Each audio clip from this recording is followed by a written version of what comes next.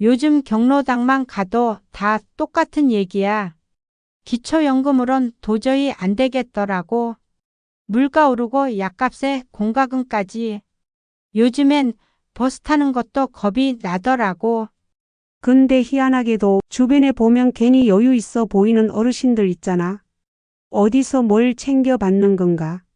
이런 분들은 대체 어떻게 그런 혜택을 받고 있는 걸까? 누가 알려준 것도 아닐 텐데 말이야. 혹시 이런 말 들어본 적 있나요? 몰라서 못 받는 게 제일 억울한 거다라는 말이요. 이번에 바뀐 복지 정책들은 진짜입니다. 이재명 정부 출범 이후 노년층을 위한 제도가 이렇게까지 바뀌고 있다는 거. 아직도 모르고 있는 분들 많더라고요. 오늘 영상 끝까지 보면 매달 생활비가 15만 원 이상 절약되는 방법 진짜로 알 수 있습니다. 구독과 좋아요 한번 눌러주시고 이런 건 꼭 챙겨야 한다는 마음으로 같이 보시죠. 첫째는 기초연금 부부 감액 단계적 폐지입니다. 아니, 왜 부부가 같이 살면 연금을 더 적게 줘? 이건 진짜 많은 어르신들이 속으로 참 억울해했던 부분이에요. 기초연금 혼자 살면 최대 34만 원까지 받을 수 있는데 부부가 함께 살면 각자 27만 원씩밖에 못 받는 구조였죠. 20% 가까이 깎이는 이 제도를 부부 감액이라고 부릅니다. 그런데 이번 정부에서 가장 먼저 손본 제도 중 하나가 바로 이 부부 감액 폐지였습니다. 왜 같은 세금을 냈는데 같이 산다는 이유로 덜 받아야 하나요? 정부도 그 문제의식에 공감했고, 이제는 단계적으로 감액을 없애겠다고 발표했죠. 예를 들어, 지금은 부부가 함께 살면 각자 27만 원씩, 합쳐서 54만 원을 받게 되지만, 만약 감액률이 20%에서 10%로 낮아진다면 각자 30만 원씩 약 60만 원을 받게 됩니다. 한 달에 6만 원 차이, 1년이면 72만 원의 소득이 더 생기는 셈이죠. 이 돈으로 전기요금, 휴대폰 요금, 병원비 한두 번 정도는 거뜬히 해결할 수 있는 수준이에요. 물론 이 제도가 한순간에 확 바뀌지는 않겠지만 이미 관련 법안 개정 준비가 시작됐고 복지부와 기재부 간의 예산 조율도 진행되고 있어요. 무엇보다 실제로 바뀌고 있다는 게 중요합니다. 과거엔 늘 검토 중입니다로 끝났지만 이번에는 법 개정 방향까지 구체적으로 잡히면서 기대감이 커지고 있는 상황이죠. 이 정책은 단순히 돈의 문제가 아니에요. 함께 사는 게 벌인가? 라는 억울함에서 같이 살아도 존중받는 그런 노년으로 바뀌는 전환점입니다. 부부가 함께 오랜 세월을 살아온 것에 대해 국가가 더 이상 불이익을 주지 않겠다는 선언과도 같아요. 이제 여러분이 하실 일은 단 하나입니다. 변화가 시작될 때 정보를 놓치지 않는 거예요. 둘째, 국민연금 감액 구조 개선. 아버님, 이제 일 좀 그만하시고 편히 쉬세요. 이 말을 들었을 때 마음 한구석이 참 묘했어요. 사실 쉴 나이는 맞지만 연금만으론 생활비가 턱없이 부족하잖아요. 그래서 마트에서 박스 정리 알바도 하고 학교 앞에서 교통지도도 하면서 생활비를 보탰죠. 그런데 일을 한다는 이유로 국민연금이 깎인다. 이건 도무지 납득할 수 없는 제도였어요. 한 달에 100만 원씩 국민연금을 받던 분이 근로소득이 조금만 생기면 연금이 75만 원으로 줄어드는 구조. 나라가 일을 하지 말라는 건가 싶을 정도였죠. 이런 제도 때문에 어르신들이 더 일할 수 있음에도 일부러 소득을 숨기거나 일을 포기하는 사례가 많았어요. 일하면 불이익 받는 구조. 그게 과연 바람직한 걸까요? 현재는 일정 소득 이상이 생기면 연금이 감액되는데 앞으로는 일정 수준 이하의 근로소득에는 감액하지 않거나 감액 기준을 완화하는 방향으로 제도가 바뀔 예정이에요. 구체적으로는 2025년 하반기부터 새로운 감액 구조가 적용되도록 법과 시행령 개정 작업이 진행 중입니다. 예를 들어 현재 기준대로라면 한 달에 약 200만 원만 벌어도 연금 일부가 깎일 수 있었는데요. 하지만 새 제도가 도입되면 일정 소득 이하에서는 감액 없이 연금을 그대로 받을 수 있고 그 이상 벌더라도 감액 폭이 대폭 줄어들 예정이라고 합니다. 그럼 한 달에 적어도 수십만 원에서 1년에 2, 300만 원 이상이 그대로 통장에 남는 겁니다. 이건 단순한 돈 문제가 아니라 내가 일하는 것이 부끄러운 게 아니라 자랑이다. 라는 자존감 회복이기도 해요. 실제로 지금도 60세 이후에 일하고 싶다는 어르신들이 무려 70%가 넘어요. 건강도 괜찮고 일할 자리도 있는데 나라에서 열심히 일하면 좋다고 해놓고 막상 일해서 돈을 벌었는데 연금을 깎아버리면 대체 일하라는 건지 말라는 건지 참 억울했었죠. 하지만 이제는 달라질 겁니다. 일하고 싶은 어르신은 일하고 연금도 제대로 받을 수 있는 사회로. 이게 바로 새로운 정부가 내세운 핵심 변화예요. 셋째, 간병비 건강보험 적용. 노년에 아프면 그냥 무너져요. 집도 가족도. 실제로 자식 하나 병원에 오래 입원하면 집안이 기우뚱하듯 부모님이 입원하시고 간병비가 몇 달 쌓이면 가정 경제가 무너집니다. 특히 요양병원에 입원하게 되면 간병인이 필수인데 적게 잡아도 하루 10만 원, 한 달이면 300만 원이 넘는 돈이 들어가요. 그런데 이게 건강보험이 안 됩니다. 간병은 치료가 아니라 생활보조로 분류되기 때문이죠. 그래서 병실은 보험이 되지만 그 안에서 하루 종일 돌봐주는 사람의 인건비는 온전히 가족이 감당해야 했던 겁니다. 아픈 것도 서러운데 돌봐주는 비용조차 모두 부담해야 하는 현실. 그래서 가족 중 한 사람이 직장을 그만두고 간병을 하느라 더 큰 손해를 보는 일이 많았죠. 이런 현실을 바꾸기 위한 정책이 바로 간병비 건강보험 급여화입니다. 정부는 2025년 6월 이후 이 정책을 직접적으로 추진하기 시작했습니다. 하루 10만 원씩 나가는 비용을 전액은 아니더라도 일부라도 건강보험으로 지원하자는 겁니다. 우선적으로 시범 사업이 도입되고 2025년 하반기부터는 단계적으로 전국 확대 예정이에요. 간병비 지원 대상은 장기 입원자, 특히 고령층과 중증질환 환자가 우선이 될 가능성이 큽니다. 예를 들어 한 달에 300만 원 간병비 중 절반이라도 건강보험에서 지원한다면 가족의 부담은 150만 원으로 줄어들게 됩니다. 뿐만 아니라 24시간 돌봄 인프라를 위해 공공간병 서비스도 함께 확대되고 있어요. 요양보호사를 더 많이 양성하고 집에서 돌볼 수 있는 방문 간병도 점점 확대되는 중입니다. 이건 단순히 병원비 절감이 아니라 가족의 삶을 지켜주는 복지입니다. 간병 때문에 직장을 그만두고 간병 때문에 형제끼리 다투는 일. 이제는 줄어들 수 있어요. 이 정책이 제대로 정착되면 가족이 아픈 건 가족 책임이라는 한국식 문화도 조금씩 바뀔 수 있을 거예요. 이제는 국가가 같이 책임지는 방향으로 가야죠.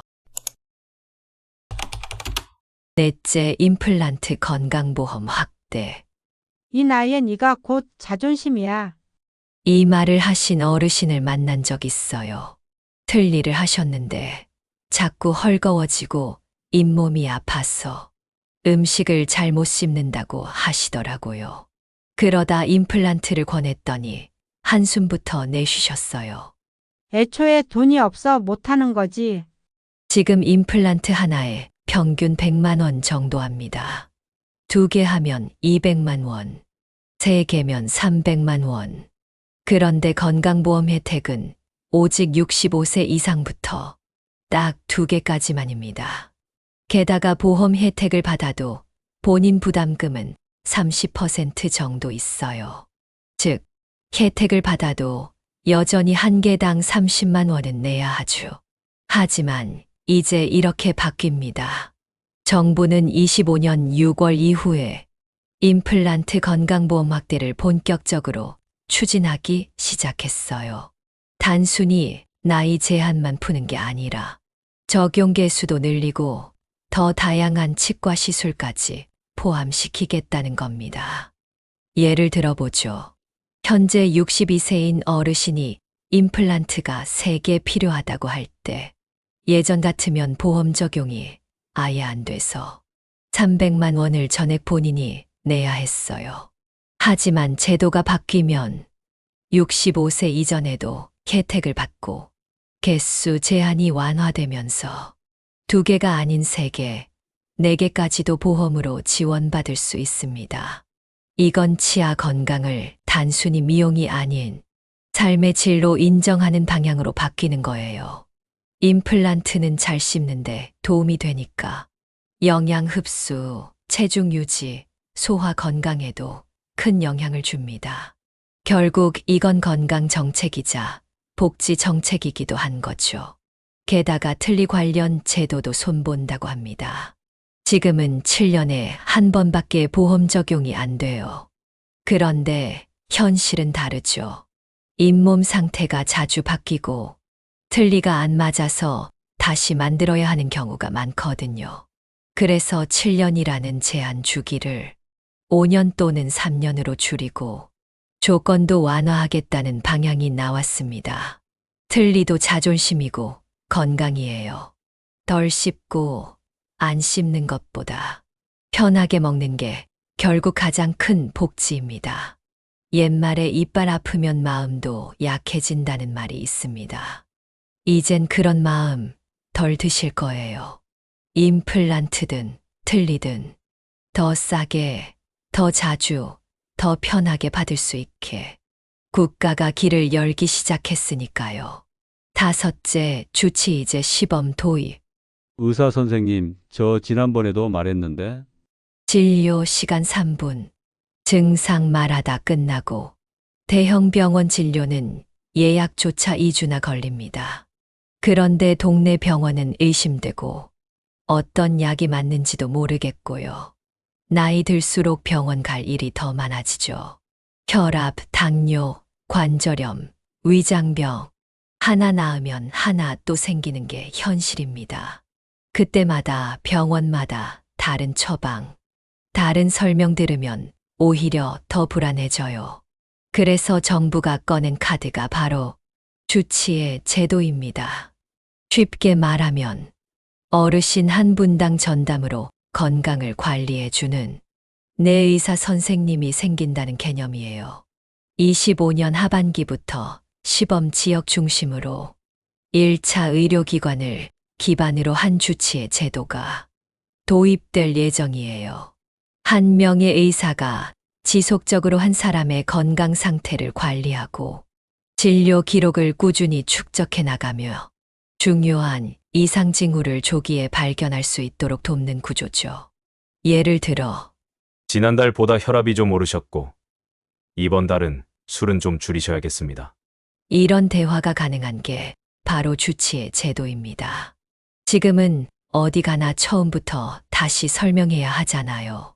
그 불편함이 사라지는 거예요. 또한 공공의료 확충을 위해 공공의료사관학교도 추진 중입니다. 이건 장기적으로 지역의 부족한 의료진을 확충하기 위한 기반이 돼요. 시골, 도서 지역 등 의료 공백이 있는 곳에 공공의사들을 배치하고 1차 진료부터 응급 대응까지 책임질 수 있도록 체계가 마련되는 중입니다. 이건 단순히 병원 하나 더 짓는 문제가 아닌 어르신 건강을 누가 책임지는가의 문제예요. 이제는 병이 생기기 전에 맞고 몸이 이상하다고 느꼈을 때 전화해서 바로 의사 선생님, 저 몸이 좀 안 좋아요. 이렇게 말할 수 있는 시대가 오는 겁니다. 건강은 돈보다 중요합니다. 특히 노년에 접어들면 건강은 곧 자유라는 점을 기억해야 합니다. 여섯째, 통합 커뮤니티, 돌봄 확대. 어르신, 요즘 혼자 계실 때 제일 걱정되는 게 뭐예요? 이 질문에 많은 분들이 이렇게 말합니다. 혹시 쓰러졌는데 아무도 모르면 어떡하나. 특히 혼자 사는 독거 어르신들은 가족도 바쁘고 이웃도 점점 멀어지고 말 그대로 하루 종일 한마디도 안 하게 되는 날이 많아졌어요. 몸이 아플까 봐도 걱정이고 마음이 고요하다 못해 외로움에 젖는 그 느낌. 그 불안과 외로움을 기술로 덜어주자는 게 AI 돌봄 시스템의 핵심입니다. AI 스마트 케어 기기가 집에 설치돼 어르신의 움직임을 감지하고 일정 시간 동안 움직임이 없거나 화장실을 너무 오래 사용하신다거나 예상치 못한 패턴이 포착되면 바로 돌봄센터나 보호자에게 알람이 가는 시스템이죠. 예를 들어 평소 오전 8시에 일어나던 어르신이 10시가 돼도 움직임이 없다면 AI가 이를 인식하고 응급 대응을 시작합니다. 이 작은 시스템 하나가 골든타임을 지켜주는 결정적 장치가 될 수 있어요. 뿐만 아니라 AI 스피커를 통해 말버지 역할도 해요. 어르신, 오늘은 날씨가 흐리네요. 기분은 어떠세요? 이 한마디에 눈물이 핑 돌았다는 어르신도 계셨죠. 기계지만 그 한마디가 세상과 다시 연결됐다는 느낌을 준 거예요. 이와 함께 통합 커뮤니티 케어도 확대되고 있어요. 이건 병원, 재가 요양, 돌봄 서비스, 복지관 등을 하나로 연결해서 어르신 한 분 한 분의 건강과 일상을 통합적으로 관리하는 방식입니다. 예전엔 병원은 병원대로, 복지관은 복지관대로, 요양 서비스 또한 따로따로 움직였는데, 이젠 이걸 한데 묶어서 한 사람이 중심이 되는 체계로 바뀌고 있어요. 서울, 대구, 광주, 군산 등 일부 지자체에서 이미 시범 운영 중이고 2025년 말까지 전국 확대를 목표로 입법 예산 정비가 진행되고 있습니다. 이건 단순히 돌보는 손을 늘리는 게 아니라 돌봄의 품질을 바꾸는 작업이에요. 어르신 한 명이 아프면 진단부터 처방, 방문 요양, 밥 챙기기, 말벗 서비스까지 하나의 시스템 안에서 연결되도록 만든다는 거죠. 이런 시스템이 잘 작동하면 요양병원에 들어가지 않고도 익숙한 내 집, 내 동네에서 지금보다 훨씬 더 오랫동안 안전하고 편안하게 살 수 있어요. 이젠 AI가 지켜주는 노년, 사람이 있더라도 기술은 기억해주는 복지가 현실이 되고 있습니다. 일곱째, 주택연금 공공신탁 확대. 집은 있는데 돈이 없어. 이 말이 요즘 노년층 사이에서 가장 자주 들리는 말 중 하나죠. 평생 일해서 어렵게 장만한 집. 지금은 재산세 내기도 버겁고 병원비, 생활비에 쪼들리다 보니 그냥 이 집을 팔까? 이런 고민이 들기도 해요. 그런데 문제는 집을 팔면 갈 곳이 마땅치 않다는 겁니다. 나이 들어 전세 얻는 것도 쉽지 않고 임대주택은 대기만 수천 명. 결국은 집도, 돈도, 안전도 다 놓치게 되는 경우가 많죠. 그래서 국가가 꺼낸 해법이 바로 주택연금입니다. 쉽게 말하면 집은 그대로 갖고 있으면서 그 집을 담보로 매달 일정 금액을 연금처럼 받는 제도예요. 예를 들어 5억짜리 아파트에 혼자 사는 70세 어르신이라면 이 집을 주택연금에 가입하면 매달 약 100만 원 이상의 생활비를 받을 수 있어요. 집도 팔지 않고 살던 곳에 계속 살면서 안정적인 소득이 생기는 거죠. 그런데 지금까지의 주택연금은 가입 조건이 까다롭고 수익도 낮다는 불만이 많았어요. 그래서 주택연금의 가입 문턱을 낮추고 공공신탁제도라는 새로운 방식을 도입해 제도를 더 유연하게 바꾸기 시작했어요. 공공신탁제도는 어르신이 가지고 있는 집을 국가 또는 공공기관에 신탁 형식으로 맡기고 그 수익으로 매달 생활비를 받는 구조예요. 중요한 건 집을 소유한 상태는 유지되고 본인이 계속 그 집에 살 수 있다는 거예요. 그리고 나중에 돌아가시게 되면 남은 재산은 자녀에게 상속됩니다. 즉, 집도 지키고 생활비도 확보하고 자식에게도 유산을 남길 수 있는 구조인 거죠. 이 제도가 실현되면 집만 남은 가난한 노인이라는 말은 사라질 수 있습니다. 살던 집에서 편하게 살면서 돈 걱정 없이 의료비도 내고 자기 생활을 지킬 수 있게 되는 거니까요. 또한 이 제도는 혼자 사는 고령자, 치매 초기 환자 등 경제적 판단이 약해진 분들을 위해 보다 안전한 방식으로 설계되고 있어요. 자산이 잘못 유출되지 않도록 공공이 직접 관리해주는 신뢰 기반의 구조입니다. 어르신에게 집은 단순한 재산이 아니라 삶의 역사입니다. 그 집에서 흘린 땀, 그 집에서 자란 자식, 그 집에서 겪은 수많은 기억들이 깃든 공간이죠. 이제는 그 공간을 지키면서도 존엄한 생활을 이어갈 수 있는 제도가 하나둘 현실이 되고 있습니다. 8째 경로당 급식 미지어가시설 예산 강화. 거기 가면 누군가 말 걸어줘서 좋아요. 이 말 경로당 자주 가시는 어르신 입에서 들었어요.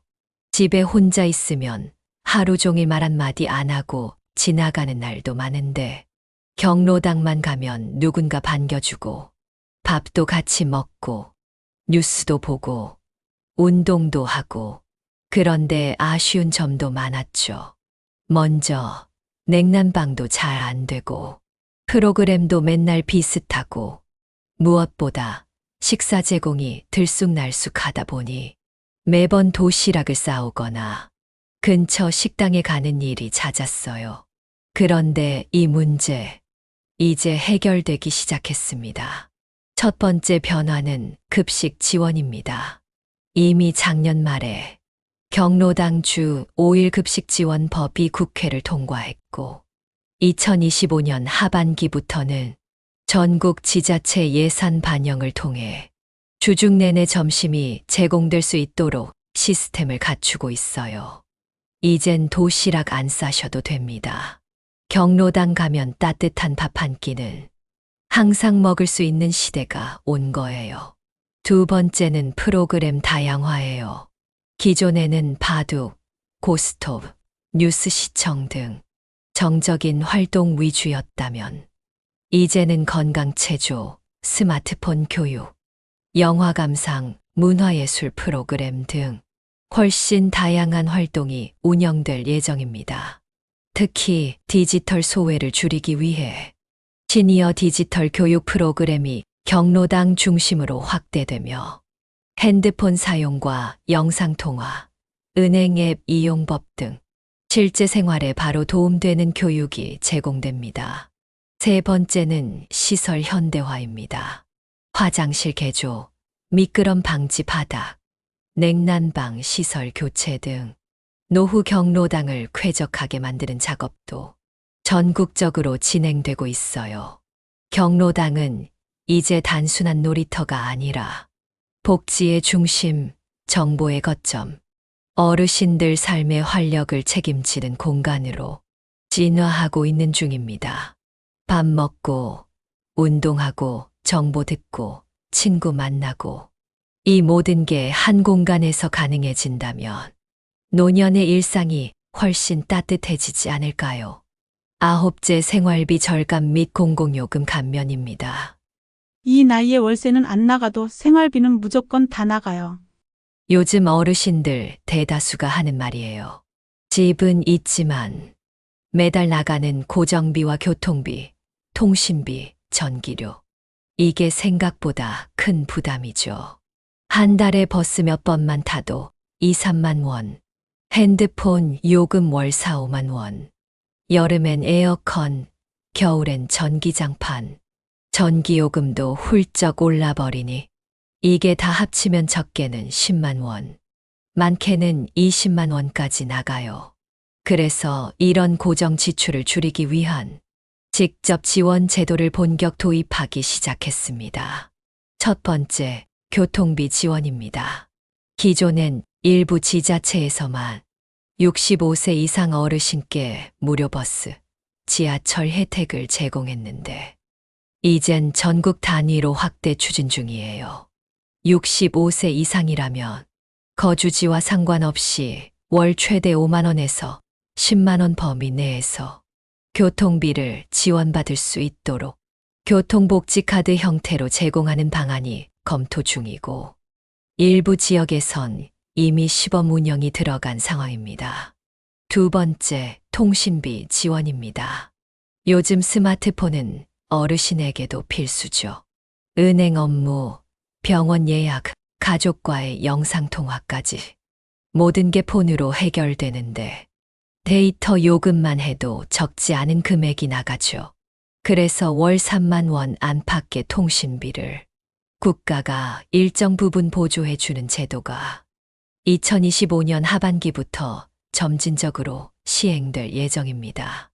이건 단순히 요금 깎아줄게요가 아니라 정보 접근권을 지켜주는 의미도 있는 거예요. 세 번째는 전기료 지원입니다. 여름철엔 에어컨, 겨울엔 전기장판, 무더위와 혹한은 어르신에게 더 치명적이죠. 하지만 전기요금이 무서워 덥고 추워도 참고 사는 분들이 많았습니다.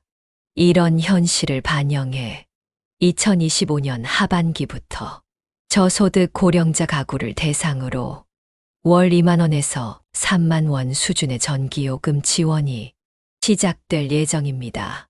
즉, 교통비 5만 원, 통신비 3만 원, 전기료 2만 원만 해도 한 달에 10만 원, 1년이면 무려 120만 원이 절약되는 셈이죠.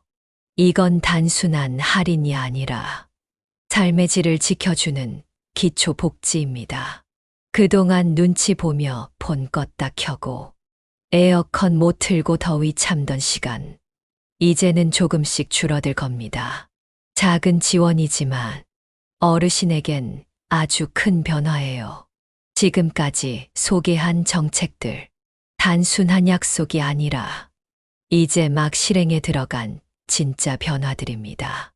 어르신들이 가장 필요로 했던 부분들이 올해 하나씩 현실이 되고 있어요. 앞으로도 어떤 혜택이 더 생기는지 놓치지 않으시려면 지금 구독과 좋아요 꼭 눌러주세요. 이 영상이 도움이 되셨다면 친구나 주변 어르신께도 공유해 주세요. 누군가의 노후를 여러분이 지켜줄 수 있습니다.